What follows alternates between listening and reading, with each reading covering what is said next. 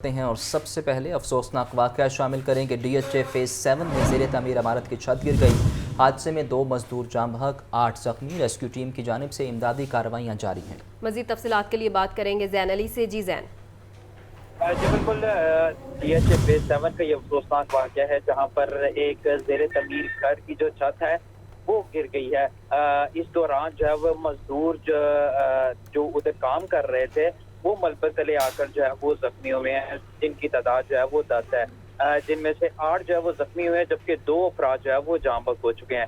Rescue की जानिब से मौके पर पहुंच कर जो है वो इमदादी कार्रवाइयाँ करते हुए तमाम को जो है वो मलबे तले से निकाला, जबकि 8 जख्मी मजदूर हैं उनको इब्तदाई तौर पर तिब्बी इमदाद देने के बाद जो है वो अस्पताल मुंतकिल जो है वो कर दिया गया है। जी जैन, ये बताइए इस हवाले से क्या बताया जा रहा है इब्तदाई तफ्तीश में कि इमारत की छत नाकिस मटीरियल की वजह से गिरी या कोई और वजूहात बनी?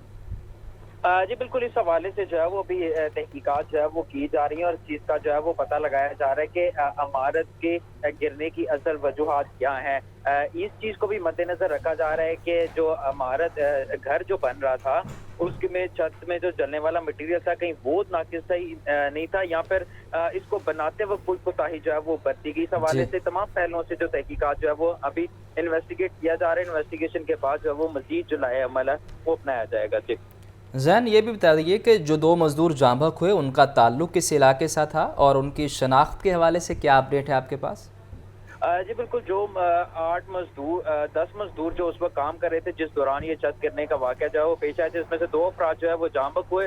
दोनों का ताल्लुक जो है वो लाहौर से बताया जा रहा है और इस हवाले से जो है बाकी जो 8 मजदूर हैं उनकी जो है वो शनाख्त जो है वो की जा रही है, जिनको तिब्बी इमदाद के लिए जो अस्पताल मुंतकिल किया गया है, जबकि 2 जो जाँ बहक मजदूर हैं उनकी जो है वो उनका ताल्लुक जो है वो लाहौर से भी बताया जा रहा है। जी आपका शुक्रिया जैन। खबर दें आपको, एलीट का जवान दिल का दौरा पड़ने से जाँ बहक हो गया है। कांस्टेबल गुलाम रबानी जवानों के साथ पीटी कर रहा था कि दौरान पीटी गुलाम रबानी का ब्लड प्रेशर डाउन हुआ और हस्पताल मुंतकिल किया गया, लेकिन जान बर ना हो सका। मुदस्सिर हुसैन से मज़ीद जानते हैं। मुदस्सिर, बताइए इस अफसोसनाक वाक़े के बारे। मुदस्सिर से इस बारे अपडेट लेंगे। अफसोसनाक ख़बर है जिस बारे आपको अपडेट कर रहे हैं। कांस्टेबल गुलाम रबानी पीटी कर रहा था लेकिन ब्लड प्रेशर लो हुआ, उसके बाद उसे अस्पताल मुंतकिल किया गया, लेकिन वो अपने खालिक हकीकी से जा मिला। एलीट का जवान दिल का दौरा पड़ने से जाँ बहक हो गया। अफसोसनाक वाक़े बारे आपको अपडेट कर रहे हैं। कांस्टेबल गुलाम रबानी पीटी कर रहा था और उस दौरान उसका ब्लड प्रेशर लो हुआ और उसे हस्पताल मुंतकिल किया गया, लेकिन वो जाँबर ना हो सका। एलीट का ये जवान है जो दिल का दौरा पड़ने से जाँ बहक हो चुका है। कांस्टेबल गुलाम रबानी जवानों के साथ पीटी कर रहा था और दौरान पीटी गुलाम रबानी का ब्लड प्रेशर डाउन हुआ और उसे हॉस्पिटल मुंतकिल किया गया, लेकिन वो जाँबर ना हो सका। एलीट का जवान दिल का दौरा पड़ने से जाँ बहक हो गया है। कांस्टेबल गुलाम रबानी जवानों के साथ पीटी कर रहा था और पीटी के दौरान उनका ब्लड प्रेशर डाउन हुआ और हस्पताल मुंतकिल किया गया, लेकिन वो फिर जानबर ना हो सके। आपको बता रहे हैं एलीट का जवान दिल का दौरा पड़ने से जाँ बहक हो गया है। मज़ीद तफसीलात के लिए बात कर रहे हैं मुदस्सिर हुसैन हमारे साथ मौजूद हैं। जी मुदस्सिर। जी बिल्कुल, अली ट्रेनिंग सेंटर में अली का जो जवान था वो दिल का दौरा पड़ने से अचानक जाँ बहक हो गया। कांस्टेबल गुलाम रबानी जवान जो है वो अली के जवान के साथ पीटी कर रहा था। अली के मुताबिक दौरान पीटी गुलाम रबानी का ब्लड प्रेशर के साथ पूरा लो हुआ और उसको दिल का दौरा पड़ा और उसके जवान को पीटी जो है वहाँ पर नीट हकाम और जहाँ पर दीगर उन्होंने हालात के पोस्टमार्टम के लिए मुताखाने कर दी। इस तरह से पुलिस का ये कहना है, मुकामी पुलिस का कहना है कि पोस्टमार्टम के बाद लाश को विस्ता के हवाले किया जाएगा। विस्ता को केस कर दी गई है। इस तरह से अली रकम का ये कहना है कि जो है वो लीड का जवान था वो अचानक उसकी तबीयत खराब हुई और उसको अस्पताल मुंतकिल किया गया, जहाँ वो जहाँ पर जो है वो ना हो सकता था।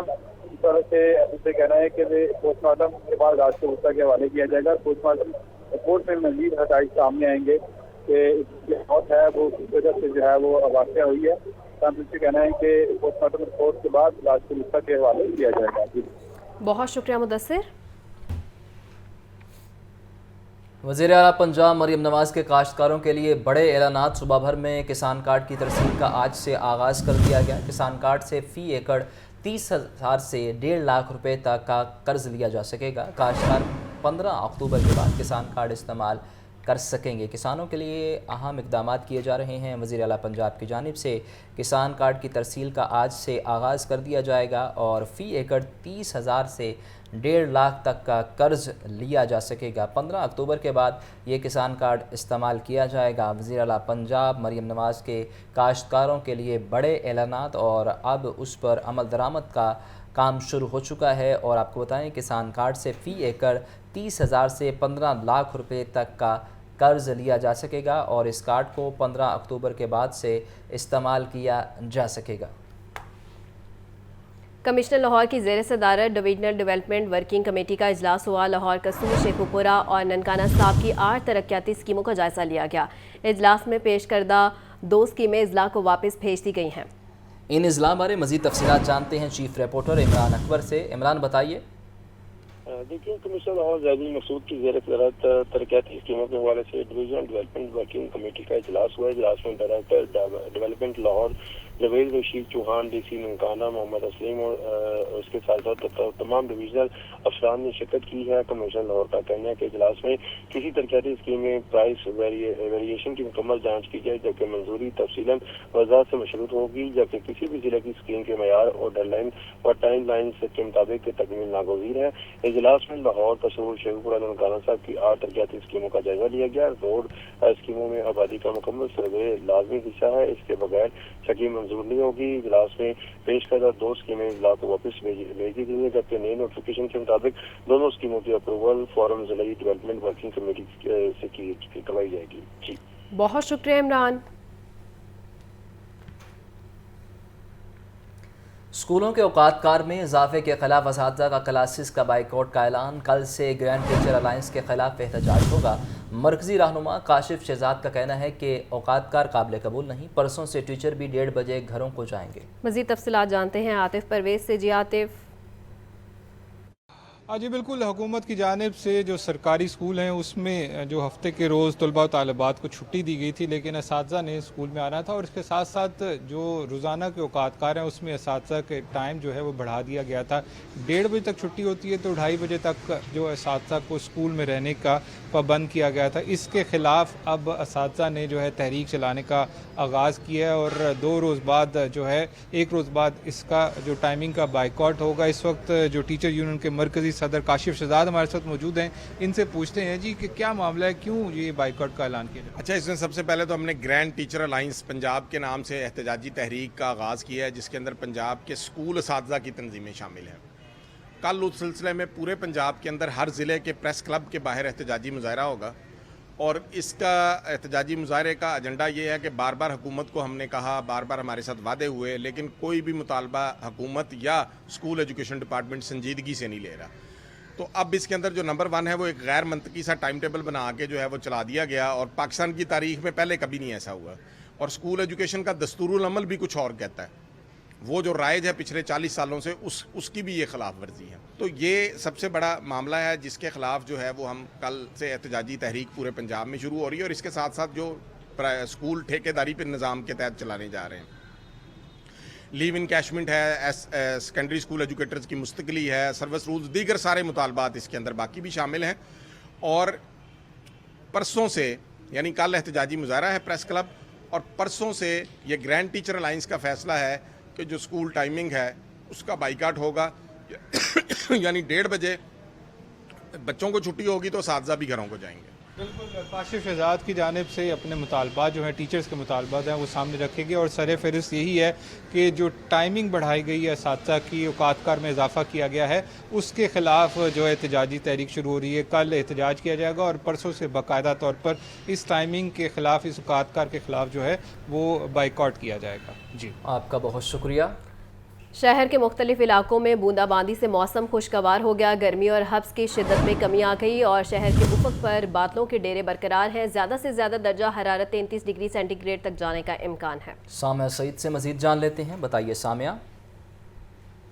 जी बिल्कुल, सूबाई दारुल हुकूमत लाहौर के उफक पर बादलों का राज बरकरार है। हल्की बूंदाबांदी का सिलसिला जारी है और बाहर ठंडी ठंडी हवाएं भी महसूस की जा रही हैं। महकमा मौसमियात की जानिब से यही बताया जा रहा है कि शहर लाहौर में आज वक्फे वक्फे से हल्की बूंदाबांदी का जो सिलसिला है वो जारी रहेगा। अलबत्ता अगर बात की जाए दर्जा हरारत के हवाले से तो आज कम से कम दर्जा हरारत 25 जबकि ज़्यादा से ज़्यादा दर्जा हरारत 33 डिग्री सेंटीग्रेड तक जाने का इम्कान है। आसमान पर जो है वो बादलों के बसेरे दिखाई दे रहे हैं, जिसके बाद जो है वो हब्स और गर्मी की मुकम्मल तौर पर छुट्टी हो गई है। महकमा मौसमियात के दादोशुमार के मुताबिक ताहाल हवा की रफ्तार 18 किलोमीटर फी घंटा के हिसाब से रिकॉर्ड की जा रही है, जबकि हवा में नमी का तनासब जो है वो 50% तक जा पहुंचा है। अलबत्ता महकमा मौसमियात की जानिब से ये बताया जा रहा है कि आज दिन भर शहर का मौसम जो है वो खुशगवार ही रिकॉर्ड किया जाएगा। वक्फे वक्फे से बारिश बरसने का सिलसिला भी जारी रहेगा। ताहम कल की अगर मौसम की बात की जाए तो कल एक बार फिर से जो है वो गर्मी का राज बरकरार रहेगा, जबकि आज बारिश बरसने की जो पेशन गोई है वही की गई है।